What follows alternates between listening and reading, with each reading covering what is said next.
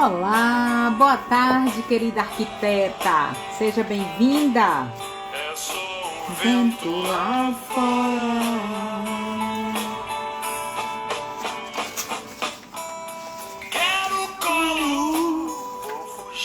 Dona Petrina, Givanildo, Marcele. Nossa querida Marcele, vamos começar nossa conversa fraterna. Ela já chegou. Deixa que eu te convido, viu, amor? O pessoal, quando convida, dá tudo errado. Meu filho vai.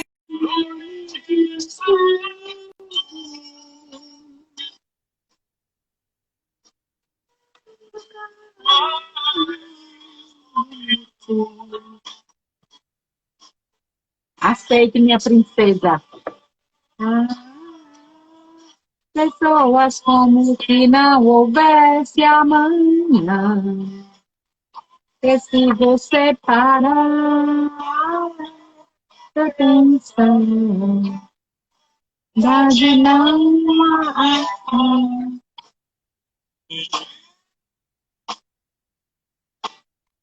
O céu é azul. Uma homenagem. Olá, coisa mais linda de Deus! Olha, em sua homenagem hoje, Legião Urbana, Pais e Filhos. Não conta de mim.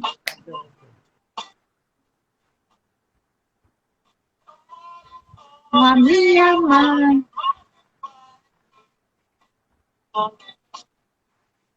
Querida, boa tarde. Seja bem-vinda. Maravilha. Boa tarde, gatona. Boa tarde a todos. É uma satisfação enorme estar aqui. Boa tarde, Jonta. Boa tarde, Laís. Boa tarde, todo mundo que entrou e está entrando. Todo mundo sejam Não, muito Laís está bem-vindos. aqui, Rélvia está aqui, ou Rélvia, eu não sei dizer direito o nome dela, sei que ela é linda, maravilhosa. Tem uma turma linda aqui que já chegou, já se antecipou.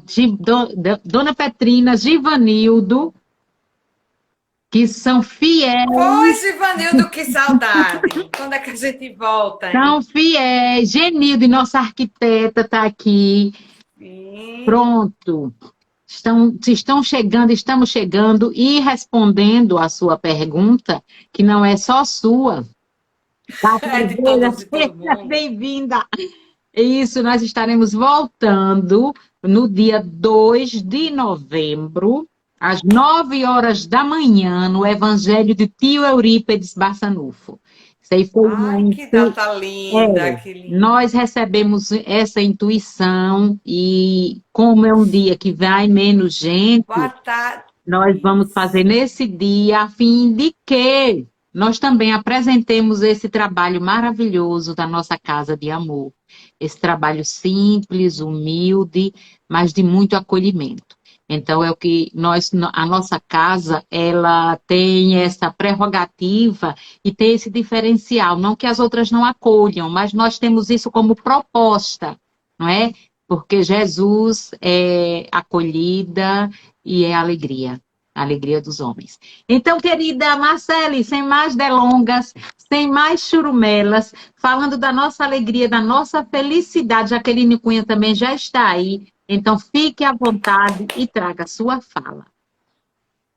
Olá, pessoal. Boa tarde. Seja bem-vinda, minha amiga Jaqueline, minha amiga querida Iana, meu amigo Paulo Henrique, que já entrou aqui, minha amiga, filha, irmã de coração, Amandinha, que já entrou aqui, que é a mãe de uma criança especial, Cátia Oliveira, Francisca e todo mundo mais que entrou, que possa ter passado despercebido. É uma grata satisfação tê-los aqui hoje, nesse tema interessante. E eu escolhi Nossos Filhos São Espíritos, é um tema batido. Já falei dele de outra vez, mas eu queria homenagear as crianças, Só que que ontem não. foi o Dia das Crianças. E, por coincidência, eu passei por uma situação sábado tão sui generis, e venho passando por situações, não na minha casa, mas presenciando situações entre pais e filhos, que é a música que Lenói fez o prazer de começar, porque não precisa dizer nada, porque ela já entra na sintonia, porque ela é da boa, gente, ela tem a sintonia, assim, não preciso dizer, ela intui, ela já entrou nessa música. Então, eu tenho presenciado conflitos entre pais e filhos, tenho presenciado, enquanto mãe, a gente às vezes tem dúvidas no como é que cria essas criaturas. De onde vem esse pessoal que a gente recebeu em nossa casa, em nosso lar, que chamamos de filhos, que às vezes a gente pensa que são nossos, que são extensões do nosso corpo, por terem passado 9 meses grudadinhos no nosso umbigo, sendo alimentado por nosso umbigo. E às vezes, quando corta esse cordão, a gente não quer, a gente quer cortar um cordão umbilical, mas a gente quer manter o cordão de alma unido e achando que a criatura é nossa. E eu achei assim muito necessário. E me coloquei a pensar, quando os filhos da gente erram, faz coisas erradas que a gente não concorda, até que ponto o pai e mãe é errado, até que ponto é escolha da criatura. E eu misturando esse... E essa criaturinha que vem, antes de nascer, e ele sabe, da barriga, ele já sente o meu amor ou a minha rejeição. E antes de encarnar, ele já sabe que é querido. E depois, se eu tenho um filho por um dia, por dois, se por algum motivo aquela criatura que me foi confiada precisa desencarnar antes de mim, como acontece? Como me consolar? Foi importante eu ter passado só um dia aquela criatura viva, um mês, um ano. E como o que é que eu estou fazendo enquanto pai e mãe? Qual é a minha missão enquanto pai e mãe? Então, eu vim assim, com essa salada de frutas que eu estou adiantando a vocês. Querer aqui, mais uma vez, trata-se de um bate-papo. Quem tiver alguma dúvida, algum testemunho para acrescentar, sinta-se à vontade, porque aqui é acolhimento, aqui é amor, estamos todos juntos nessa escola chamada a vida, para aprender, para acrescentar. Caso você não tenha filhos, não fuja daqui não, porque muitas vezes a gente materna um sobrinho, muitas vezes a gente materna um filho de um amigo, muitas vezes a gente aprende também a como ser filho, porque a gente é filho, se a gente não é pai ou mãe, mas a gente é filho, então não vai embora não, porque você também tem a acrescentar. E a coisa que eu digo que aconteceu, que me chamou a atenção, sabe, Leno, de pedir esse tema, de falar esse tema, dentre a vontade que eu tinha, que eu adoro criança, tudo que é. Em outra encarnação, né? Eu parei uns 15 filhos. Talvez é porque essa criança ainda, a criança interior que mora em mim ainda está aqui. Eu tive cinco, viu? Pois é, não é à toa que eu sou sua filha. Eu assim, não é à toa, que a gente gosta de parir. A gente vê, então vem. Enfim. Enfim. Nossos filhos são espíritos. Eu peguei emprestado o tema da palestra, é o título de um livro. Um livro, assim, muito bom. Eu posso dizer que é um clássico da literatura espírita. Nossos filhos são espíritos. Exato. Eu não estou com ele aqui porque eu li ele de forma virtual, senão eu mostraria a capa aqui para vocês. Mas é um livro, assim, que vale muito a pena. Eu aconselho muito a que ele seja consultado. É quase que um livro de consulta, daqueles livros que tem livro que a gente lê e não lê de novo e não volta a consultar. E ele eu tenho como um livro que eu sempre gosto de dar uma olhadinha, às vezes só num capítulo, às vezes ler, reler, porque a gente nunca sabe de tudo. E é um livro de Hermínio Corrêa de Miranda, não é, Lenói? É sim. É porque eu confundo os H de Hermínio. É. Com amiguinho.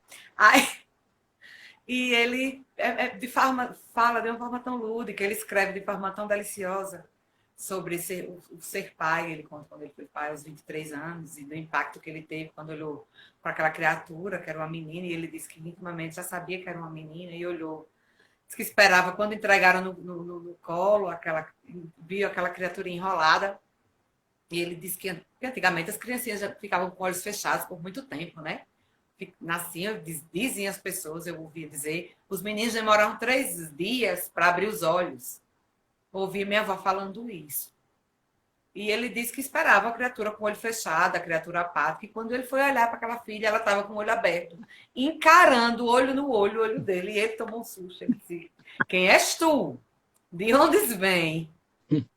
Que histórias teremos a viver juntos? Ele, claro, tinha uma percepção, ele já era espírita, e isso ajuda muito na caminhada enquanto pai e na caminhada enquanto filha.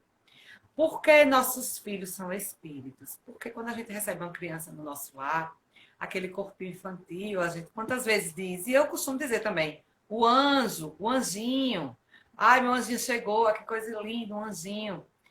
Mas aquele espírito, aquela criatura que está ali, é nada mais apenas um espírito que já teve histórias e que chegou no seu lar, seja filho biológico, seja filho adotivo, seja um sobrinho que você pegou para criar, seja aquela criatura que chegou para você porque precisava dessa experiência com você.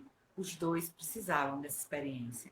Só que aquela criatura que a gente olha, envolto naquele corpinho tão fragilizado, cheia de inocência, sem falar, sem ainda saber expressar, só através do choro nos primeiros meses, né, do que precisa, é um ser humano com história anterior. E que a gente sempre lembre disso. E mais das vezes, porque esse livro de Herculano, ele, embora seja um livro espírita, ele traz vários capítulos narrando a experiência de uma cientista que fez um experimento de regressão de memória com várias pessoas. E era um experimento científico, não era um experimento de cunho religioso. E com as técnicas dela, ela fazia a pessoa ir voltando. Eram adultos, todos os voluntários eram adultos, que se submeteram a essa técnica, que iam regredindo até a infância, regredindo até a barriga, o ventre da mãe, regredindo até antes do nascimento. E ela, no livro que ele narra, Life About Life, Vida Antes da Vida, em inglês. A tradução desse livro. E as pessoas, depois da experiência, meio que hipnotizadas, vão transcrevendo o que sentiam. E narram sentimentos de rejeição, desde a barriga da mãe, da tristeza que a mãe teve, o medo que a mãe teve, quando soube que engravidou. Catiane está aqui dizendo que tem muita gratidão a Elenói, que ajudou muito ela na gravidez dela, Luiz. Lembra, Elenói? É Cati que está aqui dizendo que agradece muito a você pela força que você deu a ela na gravidez de Luiz. E vou aqui sair do roteiro para dizer, ela já vai chorar, o quanto é importante essa rede de apoio, gente. Estava no meu roteiro falar disso, não agora.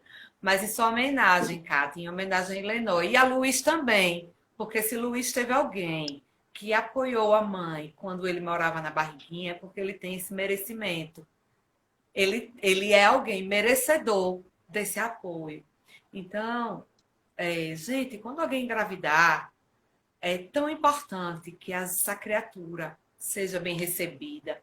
Se ela é filho de uma mãe com pouca condição financeira, se ela é filha de uma mãe com 10 filhos, se ela é filha de uma mãe desmiolada, que é má mãe de outra, que a gente entende como má mãe de outros filhos, se ela é filho de uma noite, do encontro fortuito de uma noite, se ela veio da pior maneira, da maneira que não é usual e que as pessoas, a gente é muito apegado a tradições, a algo que está escrito, mas ninguém vem por acaso. Até mesmo o filho de uma violência estava previsto para chegar, não é por acaso. A misericórdia divina nunca erra.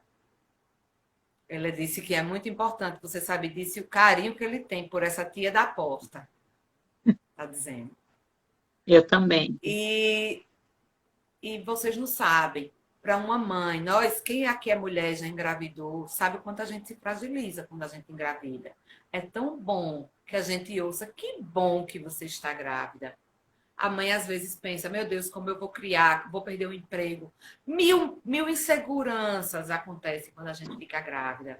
E quando a gente encontra alguém que é a Karim, que recebeu seu filho, que diga, vai dar certo, sendo seu filho especial, seja sabendo da barriga, sendo seu filho de uma gravidez que o seu parceiro te abandonou, sendo filho de um casamento ruim, sendo um filho de uma violência, sendo um filho qualquer que seja. O que as mães menos precisam é de censura, é de dedo apontando. É doida, mais um filho. Vai botar filho no mundo. Gente, as crianças, nossos filhos são espíritos. Aquela criatura que está no seu ventre é um espírito que já tem história e vivência.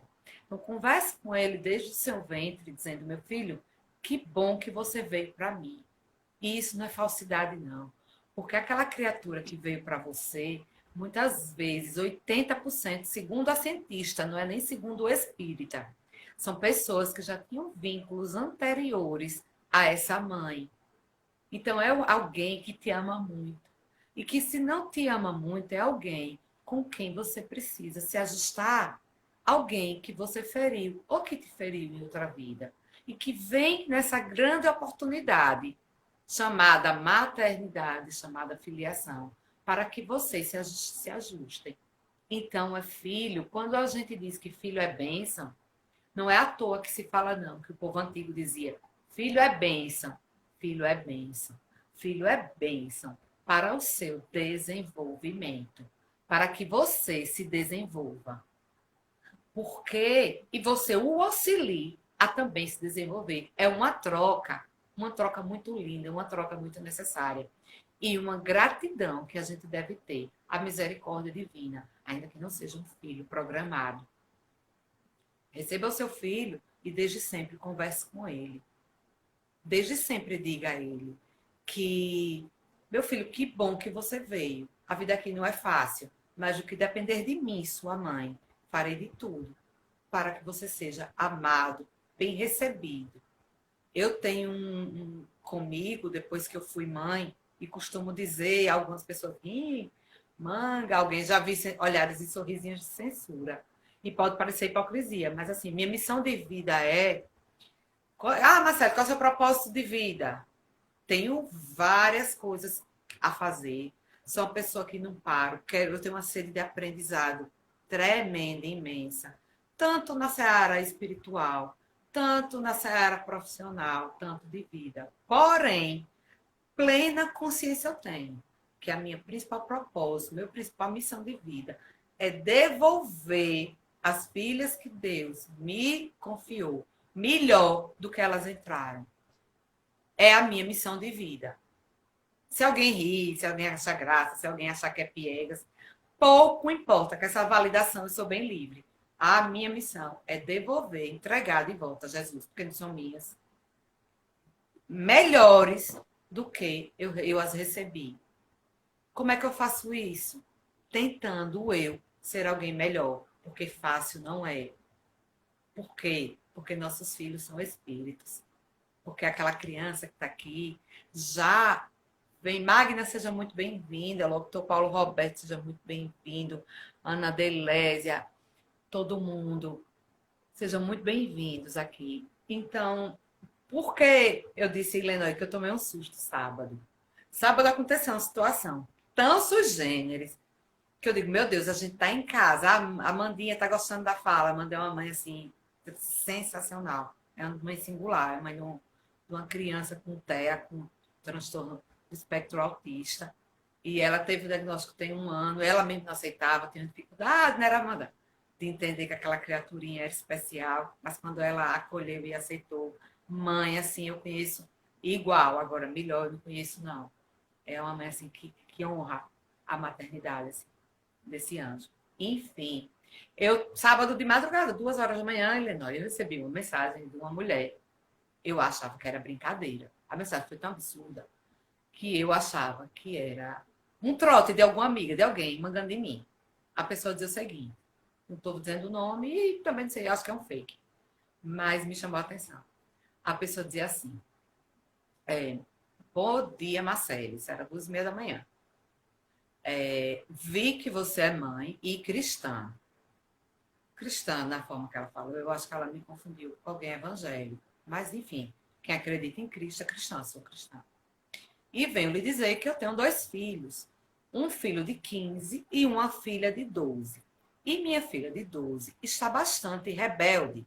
Grita, me responde, bate a porta O texto era bem grande mesmo. Bate a porta, fala alto comigo e me desobedece.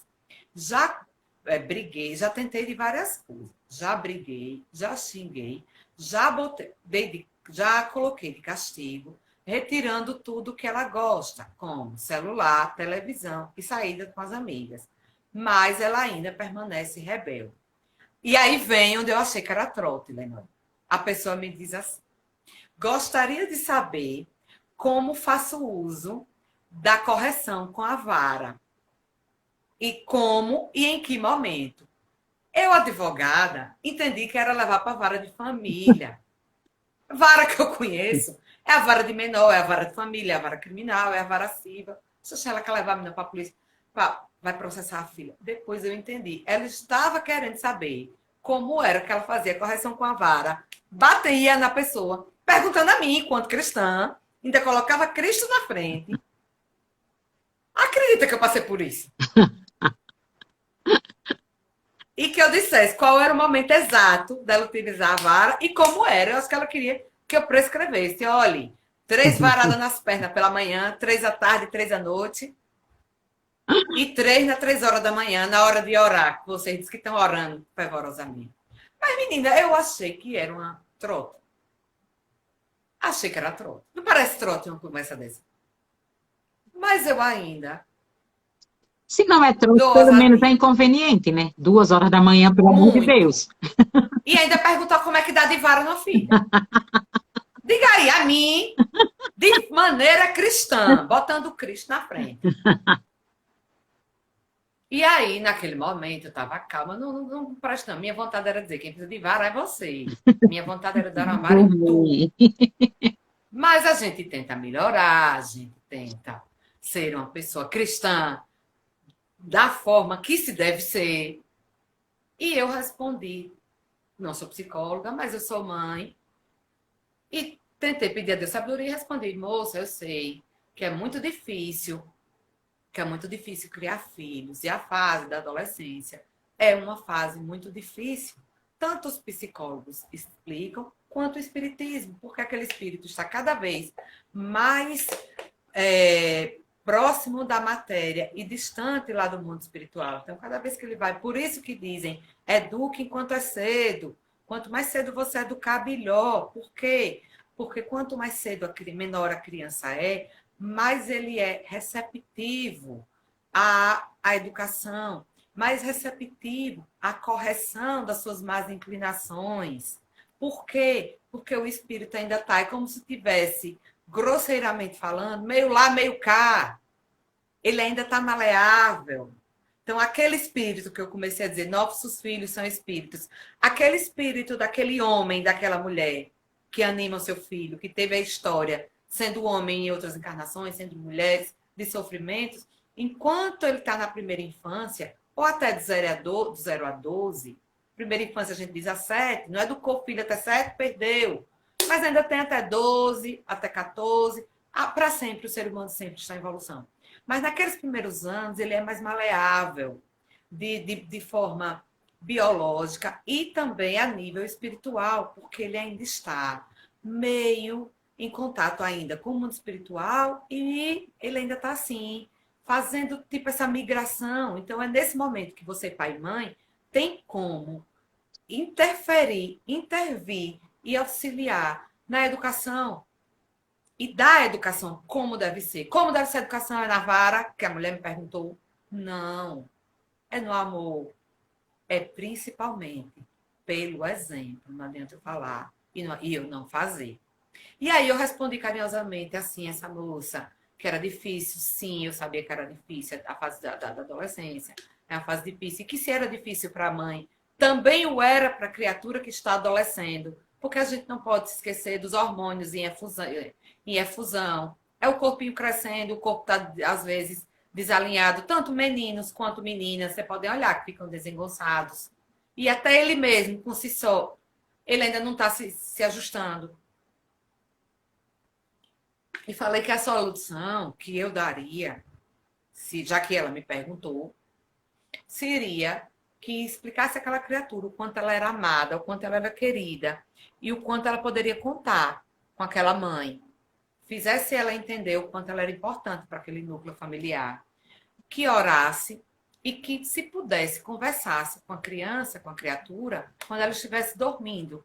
E na conversa, pedisse a ela calma, temperança e dissesse o quanto ela era amada, que era uma das formas muito eficazes de educação, que essa é uma forma assim, é de amor, de atenção, e que é uma forma eficaz de educar. E que essa vara a qual ela se referia, eu não entendia do que ela estava falando. E a qual a mulher me respondeu: o quê?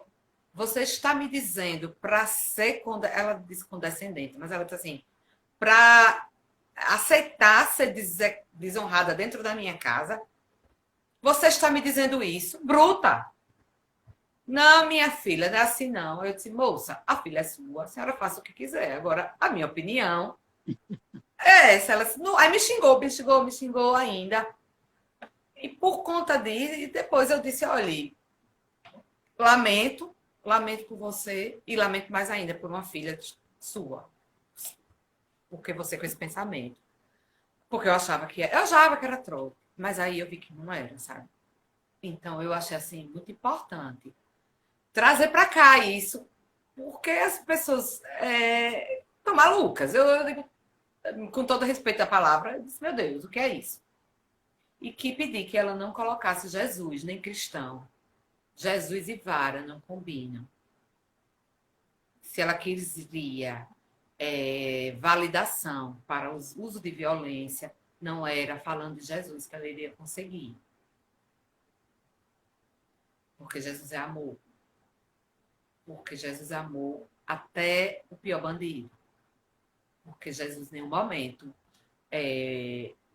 deu de vara em ninguém. Existe aquela passagem de Jesus na igreja que ele enxota, mas é uma passagem, mas aquele é algo figurativo, onde Jesus usa de firmeza para enxotar os vendilhões do tempo. Mas Jesus encontra com ladrões, Jesus encontra com prostitutas, Jesus encontra com pessoas que erraram, Jesus deu a mão a todo mundo. E Jesus nunca deu de vara, nem mandou. Ainda que você não seja espírita. Boa tarde, anjinho. Tem aqui anjo, eu estou chamando de anjinho. Não tem nenhuma passagem na Bíblia que fale sobre a censura, que fale sobre não olhar. Então, quando a gente não desista. E os filhos problema? Quem são os filhos problema? Sempre tem as ovelhas negras da família, ou o filho mais problemático, ou o filho mais difícil. Toda família tem. Todas. Em maior ou menor grau. Aquela criatura problema é uma criatura que você não desista nunca do seu filho. Existem filhos problemáticos, sim. Existe. Boa tarde, Douglas. Seja bem-vindo, meu amigo. Esse é um filho maravilhoso, que teve uma mãe maravilhosa também. Então, assim, a conversa de hoje, o nosso bate-papo, é para que a gente, enquanto pai, enquanto mãe, esse livro que eu estou me referindo, Nossos Filhos São Espíritos, ele dedica muito. Ele também, quando o livro é um pouco antigo, ele vinha de outra realidade. E eu peço licença para dedicar a mães, aos pais, aos cuidadores, porque tem aquele provérbio africano que eu amo, que diz que para educar uma criança é preciso uma aldeia, né? Então, é toda uma comunidade que é responsável pela educação de uma criança. E que a gente não se furte. Eu vi, olha, eu me lembro, a Lenói andou muito cuidando de criança, parece que é um destino dela. Então, na época do Conselho Tutelar, que as crianças têm problema. Você se lembra de um menino que tinha de 7 a 8 anos que a mãe não dava conta? Não sei se é da sua época de conselho. Eu me lembro que eu estava começando na advocacia, ou seja, eu estou fazendo 20 anos de formada. Isso deve ter acontecido há uns 18 anos atrás. E eu me lembro, a juíza era a doutora Angélica, era apenas uma vara criminal. Ela foi do CAIGE, ela está dizendo, está lembrando. E eu me lembro do menino, ele tinha 7 para 8 anos, e que a mãe não dava conta do menino. E foi para a juíza tomar conta e disse, a juíza, espera aí. o que está acontecendo? Ela disse, eu não posso com ele, não. Ele tinha 7 anos. De 7 para 8. E ela entregou ao juiz, vou entregar à justiça. Você cair, Gilenói, que cuide, que resolva. Você, juíza, que resolva, a justiça que resolve. E o que é isso? É alguém que está se eximindo da sua responsabilidade. É alguém. Dói de dizer, dói de ouvir. Aí eu vou fazer o quê? Eu tenho uma raiva quando a mãe diz. Eu vou fazer o quê? Fazer o seu papel de mãe. Cumprir o seu papel de mãe. A criatura tinha... Não é mentira minha, não. Ela lembra disso. Eu não sei mais dizer o nome do menino. Mas isso me marcou, assim, profundamente. Uma mãe na frente de uma juíza. E a juíza, na frente dela não, mas na frente da gente, a juíza parou e disse, meu Deus, ele tem 7 anos. E a mãe está aqui dizendo que eu não tenho o que fazer. Nem pelo ECA não tinha, porque menos de 12 não pode prender, nem fazer nada. E ela disse, o que é que eu vou fazer com essa criatura? Menino, faltava amor, faltava limites. Eu entendo, gente, que nascem espíritos difíceis. Você entende, sim, que existem pessoas difíceis. Mas se nasceu no nosso lar, não podemos fugir. Não é da gente fugir das nossas obrigações, não. Porque seremos cobrados. Porque mãe não é passear no parque, não. Isso, ser mãe não é passear no parque, não é tirar foto, né? Não é, não. Muito mais além. Eu vejo... É muito mais além. É muito mais além. Então, mães, cheguem juntos. Eu costumo dizer, graças a meu bom pai, que tem outra pessoa que me valida essa fala, que é Dr. Manuel Costa Neto, que diz que quem faz os bandidos são as mães. Outra fala difícil de ouvir, tapa na cara de ouvir. Eu sou mãe, não sei o que o futuro me reserva. Mas eu dizia, já disse algumas vezes, já olharam atravessado, eu nunca tinha falado no púlpito do centro, eu falo em casa quando acontece. Só que quem faz bandido é as mães. E olhe, Marcele, que enquanto eu estava no conselho, enquanto eu estava no CAIJ, enquanto trabalhando no Juizado da Infância como voluntária, eu vi muitos casos desse jeito, que as mães formaram, na verdade. Muito difícil ver assistir tudo isso acontecer, viu? E não poder fazer nada, né? Sim. É doloroso. E vi perecer, né? E vi serem mortos, e vi muita coisa acontecer. Porque assim, tem no Evangelho segundo o Espiritismo.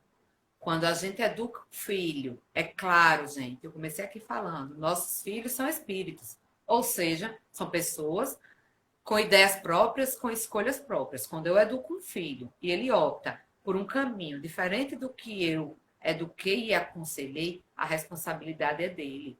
Eu cumpri a minha missão. Às vezes, um filho erra, se equivoca, vai por um caminho tão ruim que a mãe é impossível até residir no mesmo lugar que essa criatura. E não estou dizendo, a mãe foi embora. Tem um filho drogado que fica violento, que furta suas coisas, que pode chegar até a ser agressivo. Eu vou dizer que a mãe, para ser boa, tem que se colocar na frente dele, arriscado perder sua vida? Não é isso. Saia de perto mesmo. Mas o nosso papel é não desistir dos nossos filhos. Mas esse filho, ainda que drogado, que ele saiba que ele pode receber, pode vir para o seu regato, pode para o seu regaço, que vai receber seu apoio quando precisar. Se ele um dia quiser mudar de caminho para o caminho do bem. Porque às vezes o afastamento é necessário. E às vezes até educativo. Espera aí. Eu não sou obrigada a abrigar um filho, digamos, eu estou falando de droga, mas digamos, eu sou obrigada a estar da minha casa, chegando droga na minha casa, eu vou guardar droga na época do meu filho. Eu não sou obrigada, não. Eu, enquanto mãe, é por amor, eu posso dizer, não, aqui não entra, não. Exatamente. Aqui não. Por amor. Por amor. Isso é por amor. Educar é amar. E amor, amor, ninguém espera o amor religioso. A gente está aqui numa página espírita, dizer, oh, meu filho, que coisa linda. Não, eu vou sofrer. Acaba a desculpa. A gente amor é ação. Acabar de se desculpar, eu vejo espíritas, ou pessoas que não são espíritas, mas que têm um pouquinho de conhecimento e costumam utilizar o espiritismo, os conhecimentos do espiritismo, pequenos conhecimentos, desvirtuar em favor de você se eximir de sua responsabilidade. Eu já vi alguém dizendo assim: meu filho é difícil, mas em outra encarnação. Ele é difícil comigo porque em outra encarnação. Ele me matou. Aí, sabe, por causa disso, às vezes nem foi verdade, mas alguém disse, ou sonhou, ou acha que é verdade, ou pode ter sido verdade mesmo. Aí, por causa disso, a gente não se dá bem porque ele fez isso. Sim, ele fez um dia, já passou. O que vale agora? A bola de ouro da vida. Pula para frente. Daqui para frente, o que eu vou fazer para me ajustar com essa criatura? Sim. E aí se exime, sabe? Meio que se exime da história, de criar, de tentar melhorar, de tentar insistir. Porque não, em outra vida a gente era inimigo, não é de agora não, nossa inimizade. Sim, e um dia precisaremos fazer as pazes. Bora lá. E veio Vai junto esperar o por que quê? mais? E veio junto por quê, né? E vieram juntos por quê? Pois é. Nesse livro, olha, é muito interessante também. Eu estava vendo nesse livro e antes, também lendo em outros lugares, a gente pode observar ultimamente quantos casais jovens têm dificuldades de ter filhos. Às vezes eles têm vontade e têm dificuldade das gravidezes irem adiante. Às vezes existem vários abortos espontâneos. E é possível que a criança, às vezes, por conta da rejeição que já sofrera em outras vidas, ou até antes dessa vida, porque às vezes pode acontecer um abortamento. Quantas mulheres abortam porque entendem que aquele momento que engravidou não era o momento ideal para ter filho, e depois, quando desejam ter filhos, não conseguem. É castigo da espiritualidade? Não, não é castigo. Aquele filho que você abortou, naquele momento que você acha que ia atrapalhar a sua vida, seu trabalho, seu corpo, ou não ter o apoio do seu parceiro, na hora que você deseja tê-lo, ele tem medo de que você faça aquilo de novo. Ele se apavorou tanto, ele sofreu tanto daquele evento traumático de homicídio, porque não existe palavra sutil para se dar um aborto. Na hora que você matou o seu filho, é claro que não vai aqui um apontar de dedo. Se alguém já fez, há como corrigir. Como é que se corrige? Fazendo bem. Como é que se corrige o mal? Fazendo bem. Mas aquele filho teve tanto medo e tanto pavor que ele não consegue ficar na sua barriga. E aí acontecem os abortos espontâneos. Aconteceu um caso nesse livro, ele conta do caso de uma mulher que tinha uma boa condição financeira, tinha um trabalho muito corrido e ela engravidou. E quando ela engravidou, ela entendia que não era o momento correto para manter aquela gravidez, porque atrapalhar a vida dela. Então, filho, nem pensar, naquele momento não. E aí ela abortou. Só que aí ela abortou sucessivas vezes, e outra, e outra, e outra, chegando a ponto dela ter feito 8 abortos. Louvado seja Deus. Ela nunca quis ter filhos, mas ela tinha uma facilidade de engravidar muito grande, porque aquelas criaturas precisavam vir, filhos dela, aquelas criaturas tinham ajustes com ela, e aquelas criaturas precisavam vir, precisavam se através dela, e ela não permitiu. E aí ela desencarnou sem ter tido nenhum filho. E quando ela desencarna, ela encontra com os 8, numa situação assim muito ruim, porque eles estavam muito entristecidos. Para ser suave, eles estavam enfurecidos, eles estavam azedos. Eles estavam com ódio dela, porque ela os matou, né? E aí ela toma aquele susto, porque quem faz isso, gente, é porque a gente às vezes é muito imediatista, a gente está muito presa à matéria. Eu penso no aqui e agora, eu penso no hoje, eu não penso no amanhã, eu não penso que, às vezes, quando alguém engravida, alguém pensa, meu Deus, como é que eu vou criar? Eu penso hoje, eu não penso que pode acontecer algo de melhor daqui a 6 meses, daqui a 9. Eu não penso que eu posso receber uma criatura que vai ser a minha alegria, eu não penso que essa criatura no fim da minha vida é quem pode ser o meu consolo, eu não penso que pode ser o meu parceiro de vida, eu não penso, eu penso no hoje. Muitas vezes a gente sofre porque a gente é materialista, a gente pensa imediatista e a gente tem pouca fé na vida. A gente abre tanto a boca para dizer fé em Deus, eu tenho fé, eu me ajoelho, mas a gente tem pouca confiança em Deus, na misericórdia divina. E voltando para a moça que abortou 8 filhos, ela se encontra no mundo espiritual com eles e ela fica muito angustiada e o tempo vai passando e eles resolvem. Ela entende que o que ela fez foi reprovável e sente vontade de reparar o erro. E tem necessidade, porque são espíritos que já tinham história com ela em outras vidas. Sabe da necessidade que eles têm de encarnar juntos. E aí ela resolve: eu quero ser mãe deles. Eu permito ser mãe deles. E quem disse agora que eles queriam ser filhos dela?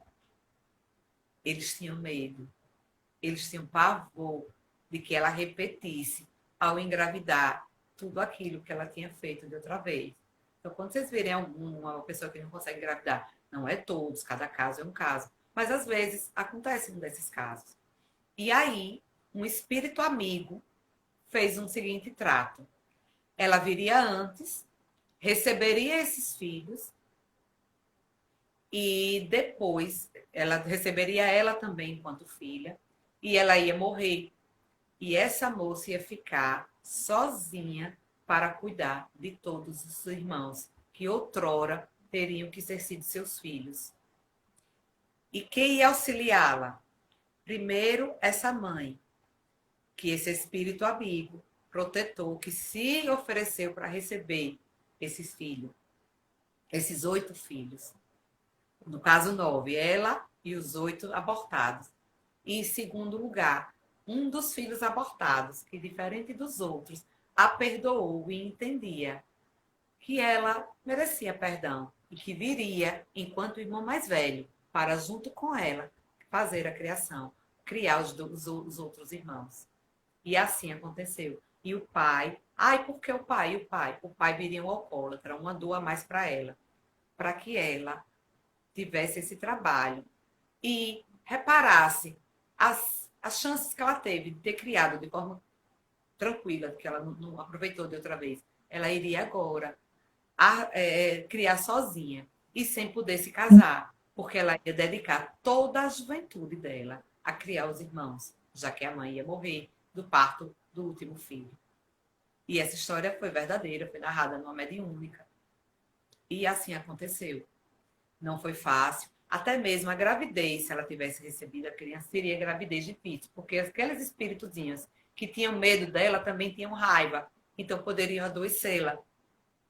Então, para que ela estivesse bem. E aí ela recebeu essas crianças.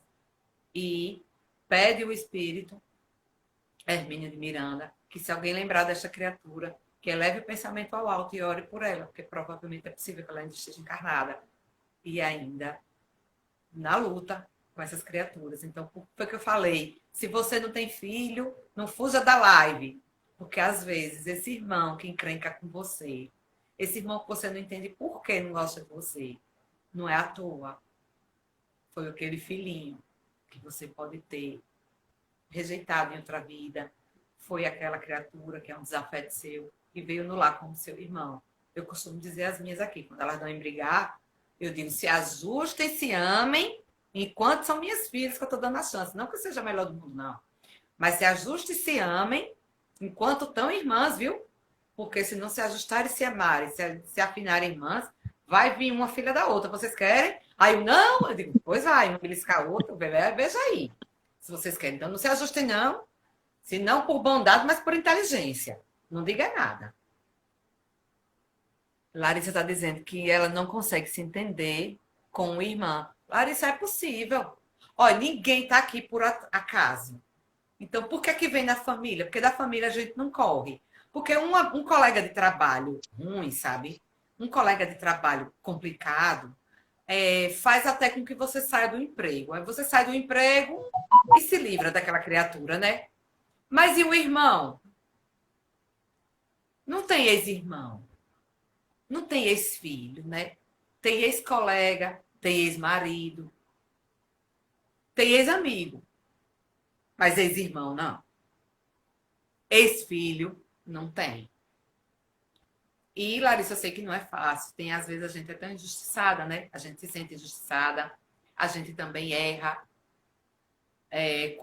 Se não der para conviver, se não der para viver com aquela família de propaganda de margarina, porque é muito bom falar, mas eu sei que viver não é fácil. No meu lar não é. Eu tenho um pinguinho de conhecimento, um pinguinho. E não é. Imagine viver. E aí, Larissa, eu sugeriria humildemente, Helena está aqui, que sabe muito mais do que eu, ore por ela. Ore por você. Quando for dormir, quando você diz que vê e se sente mal, não é para gritar, orar, a minha filha ela entrega a Jesus. Isso é até uma agressão. Tem gente que toma. Quando a pessoa não gosta da gente, até uma oração ela toma como agressão, como ironia. Ore mentalmente. Criatura, eu te desejo todo bem, ainda que não seja fácil. Para mim, olhar para tua cara, criatura, minha irmã que veio nesta vida. Ainda que não me seja fácil, olhar para tua cara, que eu queria me encher de bufete. Mas eu entendo que eu preciso te amar. Então, criatura, eu oro por ti, que teu anjo da guarda, que teu mentor e teu guia espiritual me ajude a te querer bem, me ajude a superar essas diferenças. Ore ao seu guia espiritual, ao seu mentor, e não esqueça que a gente nunca está sozinho. É que a gente se esquece, Larissa, inclusive eu, de que a gente nunca está sozinho. E a gente esquece de pedir auxílio. Olhe para essa criatura e peça. Quando for dormir de noite, peça por ela. Ainda que ela tenha lhe sido injusta com você, ainda que ela tenha te magoado seu coração, mas você não perde nada. Eu posso lhe garantir que você não perde nada. E garanto mais ainda, eu a garanto que essas diferenças serão superadas.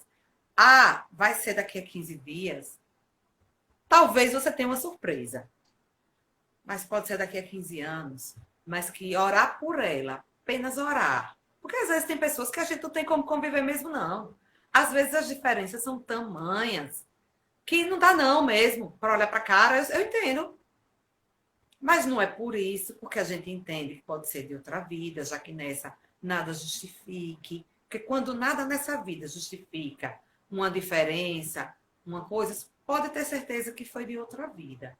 Mas, é porque foi de outra vida que, não, ok, é minha inimiga. É assim mesmo, é minha inimiga. Não. Estamos aqui no planeta Terra para evoluir, aprender e nos ajustar. Finalizar um ciclo. Vamos finalizar o ciclo da inimizade? Se faça você a sua parte, se o espírito dela estiver endurecido a ponto que não aceite a sua oração, que não aceite o seu amor, aí é escolha dela. Aí é com ela, porque a gente não tem o poder de mudar os outros. Não tem e tendo. Porque quando a gente muda, e muda de coração, e muda genuinamente, a gente muda um circuito, a gente muda até o mundo à nossa volta, até as pessoas que estão à nossa volta. Isso é uma certeza. Então, é da noite para o dia? Não. É que a gente vá se entregar. Não, não gosto e pronto. Não. Vamos orar. Quando eu nada puder fazer por alguém que eu queira bem, ou por alguém que eu não queira muito bem, ou por alguém que eu não suporte, porque existem pessoas que a gente não suporta e não adianta a gente dar uma de santa aqui, porque a gente não atingiu a iluminação ainda. E nessa vida eu acho que vai ser difícil que a gente atinja. Não tem ninguém ainda, Espírito Cristo, só Jesus Cristo. E alguns pedidos, como Papa Francisco, Chico Xavier, e não é o meu caso, pelo menos, ainda. Quando a gente não souber o que fazer com as criaturas, com as nossas pessoas que obstaculam as nossas vidas, eleve o pensamento em oração. Ainda que meio amarrado, sabe? Um dia você vai rezar com vontade, mas no começo com raiva mesmo. Olha, aquela criatura encontra a luz e vai. Isso vai desamarrando. Vai desamarrando. Sabe, Larissa? Lena, se eu estiver errada aí, pode me dizer. Porque assim, e assim a gente vai vendo as diferenças entre irmãos, a gente vai aprender a lidar. É tão bonito. Eu acho que ser mãe é interessante, é uma experiência assim ímpar, é pesada, é trabalhosa, mas a gente é uma experiência também fantástica. E que a gente não tenha susto, tem inúmeras situações que acontecem com as crianças.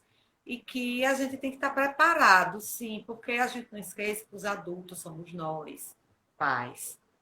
Então, que a gente não desista. Já vi pais dizendo, Que eu Fulano, meu percebo, filho, já Marcelo, tem 14 anos. Marcelo, E com 14 anos, oi. eu percebo, pelo que ela colocou aí, ela disse que já a irmã dela, que faleceu, que não era minha irmã, eu queria o maior bem. Então a gente vê que, de repente, não pode não ser uma coisa do passado, pode ser uma coisa do presente, e que ela se sentiu lesada, invadida. Pode ser, porque tudo tem uma história, né, por trás de tudo isso, né? Sim. E que ela, E que às vezes as pessoas encarnam, nem todo mundo que encarna com a gente é porque teve história com a gente, mas é porque precisamos ter lições semelhantes. pois é.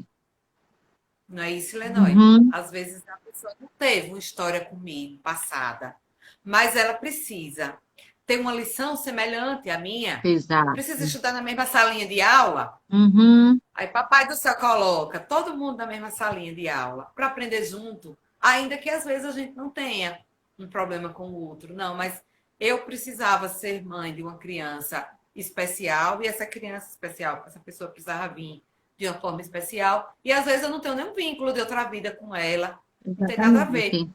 Mas a gente se uniu para que todo mundo evoluísse Todo junto. mundo se apoiasse, Obrigada, né? Maria. Se Isso, você Larissa, às vezes olhar, tem isso. assim, a história da outra, que eu observei assim, a outra era doente, não é? Não era irmã dela, então já não tinha que dividir papai, mamãe, sei lá, não sei qual é a história, mas, e era doente. Aí, quando o outro é doente, aí a gente se toma de amor, a gente se coloca. É diferente a nossa posição em relação a isso, né? A gente se penaliza e tudo mais.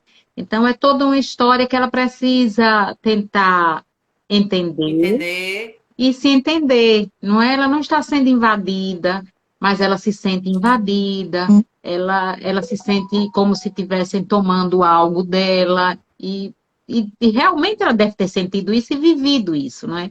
Para que ela sinta isso que ela está dizendo que sente. Mas E às vezes a atitude da pessoa desperta gatilho, que foi de outra vida, pode que alguém fez ser, semelhante. pode ser, mas é importante que a gente lembre que a gente está nessa vida. Então, o que aconteceu, como você colocou lá no início, no passado, é no Fica passado. no É passado. passado. Esse momento presente é para que a gente trabalhe de uma maneira diferente. O conhecimento é para nos ajudar a superar o que está acontecendo agora, para nos dar força, né? Para superar tudo isso que nós estamos vivenciando hoje. Você disse da mãe, né? Que alguém colocou e disse que não se dava bem porque ele tinha matado ela e tudo mais. Aí ela deixou entregue e é como se tivesse aceitado esse sentimento, porque fulano me fez o mal. Mas não é esse propósito da reencarnação. Eu aceitar porque alguém me fez o mal. Não, se a gente está junto, não é para se reconciliar, não é? Então, mesmo que desperte o gatilho, desperta sim, claro, basta um olhar para despertar um gatilho, não é? E aí a gente vai e viaja nesse gatilho. E aí a gente dispõe de recursos para evoluir, que como eu falei, que a bola de ouro da vida, ela vai para frente. Isso, muito que O que é bom. que eu evoluo nutrindo raiva? O que é que eu Uhum. evoluo me encrencando com alguém? Eu não evoluo. Por inteligência. A propósito, deixa Por eu te contar uma inteligência. coisa agora que eu soube que você agora está com constelação familiar, não é? E isso é Tô muito atendendo. importante para ajudar Sim. a se entender muita coisa. Achei muito interessante isso. E eu gostaria de fazer uma live com você outro dia que a gente marque para você trazer Vamos sim. essa, se for possível, sabe? É muito Ah, com interessante. todo gosto. É muito interessante. É uma descoberta maravilhosa. Então, É uma descoberta, assim, maravilhosa. É isso que eu ia dizer, quando eu falei dos gatilhos de Larissa, eu ia dizer isso. Olhe que por detrás da sua irmã também tem uma história. Se a gente conseguisse se colocar no lugar do outro, ai, como a gente começa a olhar a história do outro, que vem de trás do outro, que a mãe da outra disse, como a outra cresceu, aí a gente começa a perceber, então é por isso, só podia ser assim. E quando a gente entende, não julgando, não com olhos de julgar, sim, sim. eu já estou falando com falas sistêmicas, não com olhos de julgamento, mas com olhos de Exatamente. compreensão. Uhum. E aí fica mais, o meu fardo fica mais leve. Eu consigo perceber. Querendo É, entender, né, Marcele? isso. Tatiana Cunha está aqui dizendo que sempre fala que ela veio para mim, para salvar ela, para abrir os olhos. Jaqueline também disse que a gente tem que aproveitar, dizendo que desde a gestação que ela sentiu que a filha era luz e calmaria que precisava na vida. Que coisa linda. É isso, a gente é mãe e acha que só a gente dá, e às vezes a gente é agraciado, muitas, às vezes não, muitas vezes com o filho que vem para nos amar, para nos auxiliar a evoluir. E eu sei que a gente está, deixa eu ver quantos minutos eu tenho, 5, mas eu vou pedir só 3 para falar de um tipo de filho, gente, que eu não paro de pensar esses dias. Sabe quem? Mães, pais, tios, todo mundo. Eu quero pedir a todo mundo um olhar sobre os filhos bons. Sabe por quê? Porque o filho problema, o filho doente, todo mundo olha para o filho doente. O filho antipático, todo mundo olha para o filho antipático, ainda que seja para castigar. É um jeito de chamar a atenção. O filho doente chama a atenção, querendo ou não, mas a mãe é natural, gente, que a gente corre para o filho doente. A gente corre para o filho que reprova de ano, a gente corre para o filho que dá trabalho na escola, a gente corre para o filho que responde. E o filho bom, para onde é que ele fica? Muitas vezes o filho bom fica esquecido porque ele não deu trabalho. Eu olho aqui em casa, todas as minhas 3 filhas são maravilhosas, mas eu me coloco em pauta que eu tenho uma filha que me dá menos trabalho. E às vezes ela está esquecida. Eu peço aqui, nesses 3 minutinhos que eu pedi para falar, que a gente olhe para o filho bom, que o filho doente precisa de mim, o filho problema. Ou não, gente, eu não estou aqui colocando rótulos nas pessoas, não, pelo amor de Deus. Mas aquele filho que precisa do maior apoiozinho seu, então ele lhe chama mais atenção. Mas e às vezes o filho bom fica esquecido. Não vamos esquecer do filho bom, não. Vamos olhar no olho dele e dizer que orgulho de você. Aí, às vezes, pode despertar ciúme no filho problema. Problema. Eu amo todos. Você merece meu aplauso. Por quê? Por tornar minha caminhada mais suave. Por estar ao meu lado. Fazer o que é certo. Ninguém adoece porque quer. Não estou aqui dizendo que o filho doentinho adoece porque quer. Mas que a gente, nessa caminhada toda, quem tem filho doente, quem tem filho problema, não deixa de olhar para o seu filho bom, não. Bom não é dizendo, bom eu sei que é Deus. Mas eu digo, para aquela, vocês estão me entendendo, pelo amor de Deus. Para aquele filho que menos lhe dá trabalho, não deixa ele de lado, não. Porque às vezes eu desestimulo ele a fazer o certo e fazer o bom. Porque ele se sente invisível. É uma pauta, eu não sou psicóloga, mas eu sou mãe, sou filha, e vejo da invisibilidade do filho que é tranquilo. Vamos trazer essa galera pela mão e dizer: eu te amo, eu vejo você.